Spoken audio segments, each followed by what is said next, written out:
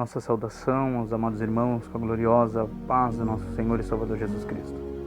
Amados irmãos, eu quero primeiramente aqui agradecer a cada um dos irmãos que se inscreveu no nosso canal, que tem dado o seu apoio, deixado o seu joinha, e dizer a cada um dos irmãos que compartilhe os vídeos, deixe o seu comentário.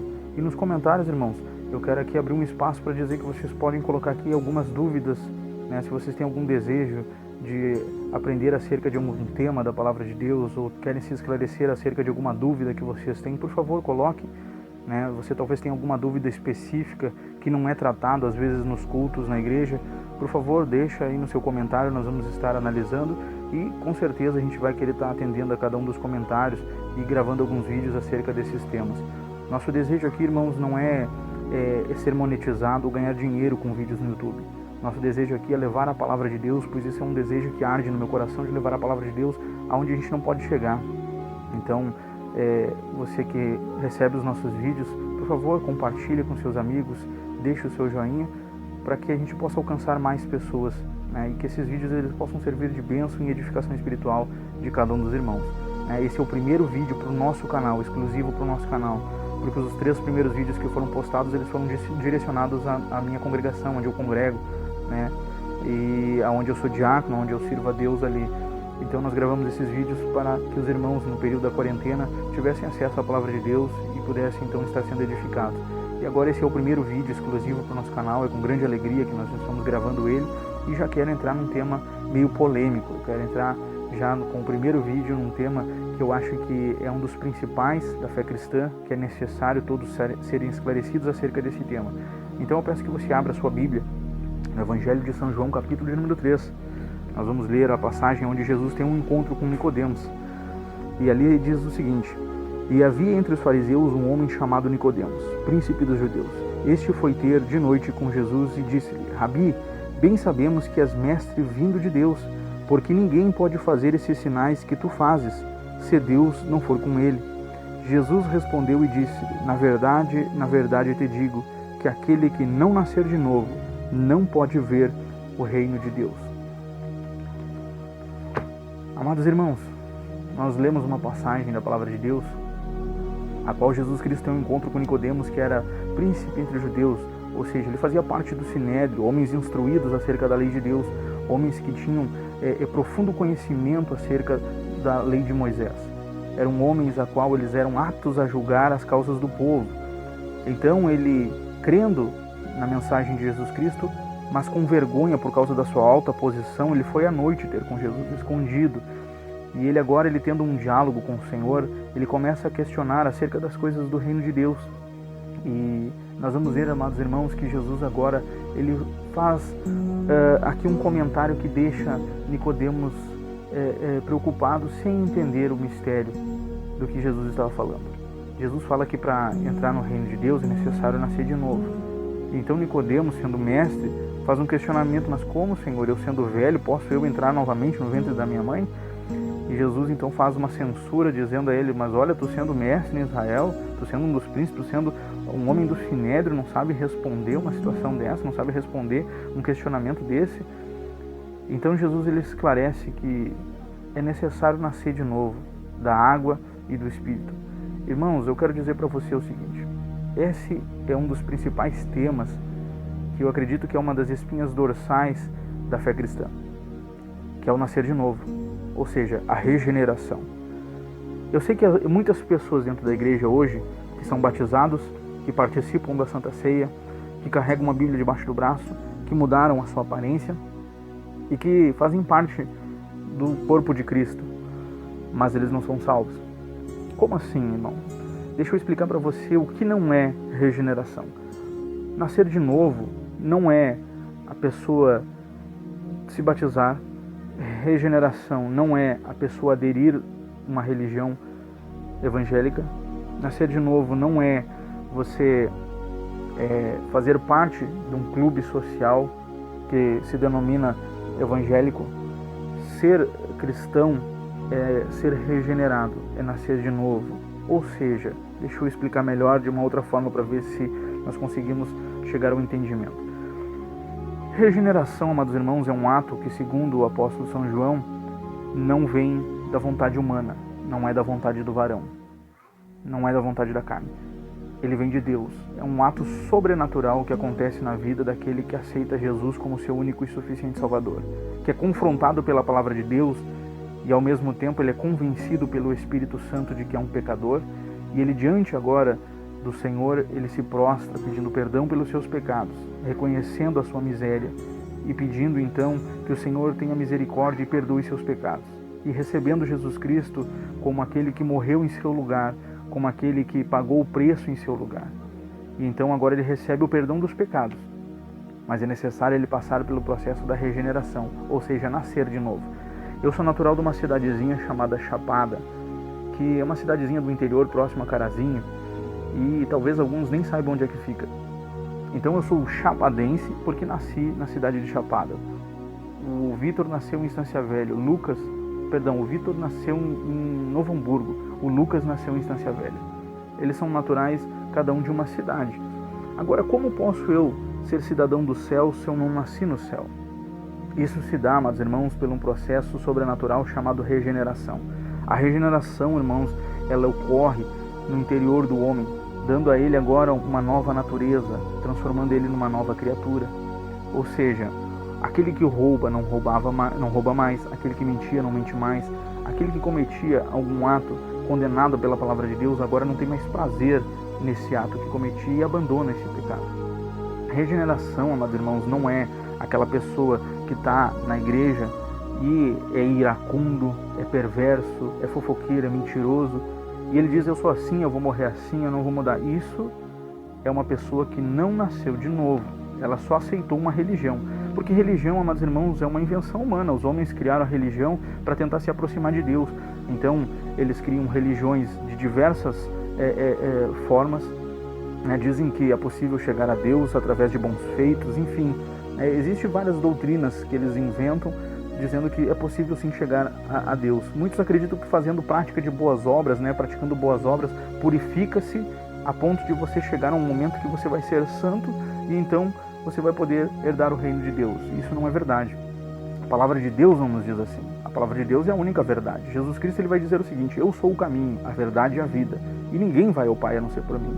Ele está dizendo o seguinte, que ele é o único caminho, no singular, não tem outro caminho, é só ele. Você pode ter uma religião, mas ela não te leva a Deus. Quem te leva a Deus é o Senhor Jesus Cristo. É só através dele que você vai a Deus. Não existe religião que possa salvar o homem. Porque você vai ver que sem Jesus Cristo não tem acesso ao Pai. Se você não tem o Filho, você não tem o Pai.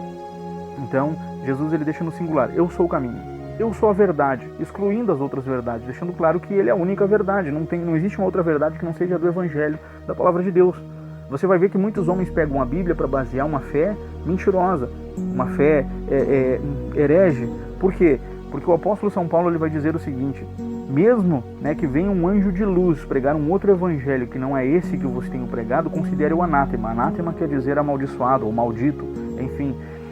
O que quer dizer isso? Que muitas pessoas distorcem o que a palavra de Deus diz, criam outras traduções da Bíblia. Não estou falando de traduções acerca de linguagem, estou falando de traduções modificando o que está escrito na palavra de Deus. Se você vê lá no livro de Apocalipse, no último capítulo do livro de Apocalipse, você vai ver uma séria advertência do Senhor Jesus Cristo dizendo que se alguém tirar alguma palavra ou acrescentar alguma palavra do que está escrito na profecia desse livro, todas as pragas descritas desse livro serão acrescentadas sobre a sua vida. Ou seja, ele está deixando bem claro que a gente não pode acrescentar e nem tirar nada do que está escrito na palavra de Deus. Então existem religiões que criam novas Bíblias, a Bíblia segundo fulano, Bíblia segundo ciclano, e essas heresias, essas mentiras não conduzem o homem a Deus.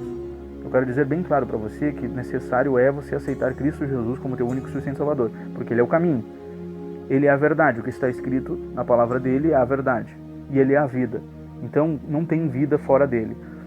Então, para nós entendermos melhor, regeneração ela funciona mais ou menos assim. Você pega um lobo e coloca ele dentro de uma jaula. Ou seja, o lobo ele é carnívoro, o lobo ele é assassino, mas ele preso dentro de uma jaula, ele não faz mal a ninguém. Você não concorda comigo? Preso dentro de uma jaula não tem como ele fazer mal a uma pessoa. Então o que acontece? O lobo aqui, irmão, ele é o cristão, ele ele é o ser humano, ainda na velha natureza, com seus desejos, com seus pecados. com seus desejos da carne, né? Aquela vida desenfreada. A jaula nada mais é do que a religião que está prendendo ele. Ou seja, tem muita gente dentro da igreja que é louco para mentir, que tem desejo de beber, que tem desejo de fumar, que tem desejo de adulterar. Ele não faz porque a religião está impedindo. Ou às vezes até faz escondido porque já perdeu o temor. Mas ele tem vontade de fazer, isso motiva, ele tem desejo de fazer, mas ele está preso porque a religião está impedindo ele. O que o meu pastor vai pensar? O que a igreja vai falar de mim? Né? Ele, digamos assim, ele está inserido dentro de um contexto religioso que ele não quer sair daquilo, contexto ali, mas ao mesmo tempo também ele não faz parte daquilo ali, porque ele ainda lá dentro de si, ele continua sendo a mesma pessoa, ele não mudou, ele continua sendo a mesma pessoa. Por isso que há muitas religiões que se dizem cristãs no nosso meio, que as pessoas continuam sendo as mesmas pessoas todos os dias, mas se sentem bem e à vontade porque vão uma vez na igreja e ali elas participam do corpo de Cristo. Então, eu quero dizer para você que isso não é nascer de novo. Nascer de novo, o que é então? É você pegar o lobo, que é carnívoro, que é um animal assassino, e transformar ele num cordeiro. Agora, o cordeiro é um animal dócil, um animal inofensivo. Isso é o que a palavra de Deus faz num homem, quando verdadeiramente é convertido, quando realmente ele é arrependido. Arrependimento, amados irmãos, ele é, assim como disse a palavra do Senhor. No livro de Provérbios ele vai dizer o seguinte, que aquele que confessa e deixa, alcança a misericórdia. O que quer dizer isso? Que a pessoa que vem a Deus arrependida, arrependimento é metanoia, é mudança de mente e de atitude. Ou seja, eu reconheço agora que, confrontado pela palavra de Deus, eu sou um pecador indigno do seu perdão, do seu amor, da sua misericórdia. Mas eu venho diante do Senhor porque a palavra me aponta a Cristo como o meu único e suficiente Salvador. Ou seja, a palavra de Deus me mostra um pecador, mas também me dá um escape, dizendo, olha, Jesus Cristo pode te salvar. Porque lá no Antigo Testamento, irmãos, era feito um sacrifício de um cordeiro. Esse sacrifício ele era feito anualmente, né? Fora os outros sacrifícios que eram feitos para os pecados, mas havia um sacrifício que era feito anualmente. E o sumo sacerdote ele levava esse cordeiro, que ele era um cordeiro sem defeitos, um cordeiro preparado, exclusivo para esse sacrifício. E o seu sangue agora ele era aspergido sobre o propiciatório, né? Onde a Arca da Aliança era a tampa da Arca da Aliança que ficava no lugar santo dos santos dentro do tabernáculo. E esse sangue desse animal inocente, ele encobria os pecados do povo, fazendo com que o povo tivesse novamente paz com Deus, apaziguava agora, né, essa relação. Então o que acontece, irmãos? Esse sangue, ele encobria os pecados do povo. Mas a palavra de Deus vai dizer que o João Batista, quando ele avista o Senhor Jesus Cristo, ele vai dizer, eis aí o Cordeiro de Deus que tira o pecado do mundo. Ou seja, agora o próprio Deus, ele separa um cordeiro. E a palavra de Deus vai dizer no livro de Apocalipse que o Cordeiro de Deus está preparado desde a fundação do mundo. Ou seja, o pecado não pegou Deus de surpresa. Então o que acontece? Jesus Cristo é o Cordeiro de Deus imaculado, sem defeito. Ele é o sacrifício perfeito. Então o sacrifício dele é único e exclusivo. Não precisa mais eu me sacrificar. Não precisa eu subir uma escadaria de joelhos. Não precisa eu pagar uma promessa para poder receber o perdão dos meus pecados. Basta eu aceitar Cristo Jesus como meu único e suficiente Salvador. E o sangue de Jesus agora me purifica de todo o pecado, me fazendo então agora novamente ter comunhão com Deus. E daí o pecado de Jesus, ele não me encobre meus pecados, ele apaga os meus pecados. É para sempre. Só que o que acontece? É necessário eu nascer de novo agora para viver uma vida santa. Então, eu sou justificado por Jesus, mas é necessário eu ser regenerado, nascer de novo, ter uma nova mente, um novo pensamento. Então, aquele que mente, não mente mais. Aquele que roubava, não rouba mais. Nós podemos ver essa transformação na vida do apóstolo São Paulo. O apóstolo São Paulo foi um perseguidor da igreja. Se você lê o Atos dos Apóstolos, você vai ver que o apóstolo São Paulo, ele era alguém que perseguia a igreja, achando que estava fazendo, né, uma obra para Deus, perseguindo os cristãos, perseguindo a igreja do Senhor. Até o momento que ele teve um encontro com o Senhor Jesus Cristo, a caminho de Damasco, e a gente vai ver que a vida agora desse homem é transformada. Aquele que perseguia passa a ser perseguido. Aquele que colocava os cristãos na cadeia e que consentia com a morte deles, agora é transformado em alguém que prega o Evangelho de Jesus, aquele que está disposto a morrer por esse Evangelho. Nós podemos ver inúmeras passagens da transformação de pessoas que verdadeiramente foram transformadas. Nós podemos ver a história de Zaqueu. Zaqueu, por exemplo, Jesus ele entra agora na casa de Zaqueu e a Bíblia vai nos dizer o seguinte, que aqui não há um relato de um diálogo, apenas que Jesus estava dentro da sua casa, estava ali jantando, né, com seus discípulos, estava dentro da casa de Zaqueu. E Zaqueu, agora constrangido pela presença de Jesus Cristo, decide então pegar e devolver tudo aquilo que ele defraudou dos seus irmãos, entregar novamente àqueles que ele defraudou, e ainda do seu próprio dinheiro, das suas próprias riquezas agora, ele dá a metade aos pobres. Aí Jesus Cristo vai dizer o seguinte para ele, né? Hoje entrou salvação na tua casa. Ou seja, irmão, se você está na igreja e não houve uma transformação, uma mudança em você, você continua tendo os mesmos desejos, você continua tendo as mesmas vontades, eu quero dizer para você que você não nasceu de novo. Regeneração é uma transformação que vem lá do interior, que ela parte de dentro. Você é transformado agora numa nova criatura. Você continua tendo sim a velha natureza em você, mas agora ela é sufocada pelo Espírito Santo. Você agora passa a ter desejo pelas coisas de Deus. Antes, se você não tinha prazer na palavra de Deus, você passa a ter prazer agora na palavra de Deus. Se você não tinha prazer em oração, você passa a ter prazer em oração. E isso tem que mudar em você, você tem que ter desejo pelas coisas celestiais, porque agora você é um cidadão do céu. Ou seja, você nasceu de novo, então seu nome está escrito no livro da vida, porque você agora é um cidadão celestial. Eu quero dizer para você que é necessário você nascer de novo. Se você não nasceu de novo, você é apenas um religioso. Você faz parte de uma denominação, você faz parte de um contexto religioso, de uma sociedade, mas você não é salvo. Daí você pode estar pensando o seguinte: nossa, isso é forte, irmão Adriano. É verdade, isso é forte. Um dos princípios da salvação, que faz parte da doutrina da soteriologia da salvação, é você nascer de novo. Você precisa nascer de novo. Você tem que nascer de novo para poder entrar no reino de Deus. Você tem que ser cidadão dos céus para entrar nos céus. Então, se a sua religião não fez isso em você, porque, como eu disse, existem muitas religiões no mundo, como eu disse, religião é uma coisa criada pelo homem, que pregam bons atos, outros até sacrifícios pessoais de abandonar hábitos, né? Tem gente que deixa de fumar, tem gente que deixa de beber, tem gente que começa a praticar boas obras, muda alguns vícios na sua vida, mas ainda continua perverso, ainda continua dentro de si mentiroso, iracundo, não perdoa, enfim. Agora, a regeneração não, irmão. A regeneração ela transforma o velho no novo. Não é como você pegar uma roupa e lavar. Não, é novo. É uma nova criatura, é uma nova essência, uma nova natureza. É tudo novo e tudo se fez novo. Né? A gente não tem tempo aqui para entrar em vários detalhes. Eu quero depois poder gravar alguns vídeos mais extensos com referências bíblicas para que você possa estudar em casa. Né? Mas eu te dou um conselho: existem bons livros que você pode comprar com preços acessíveis, que nem, por exemplo, esse livro aqui, Teologia Sistemática.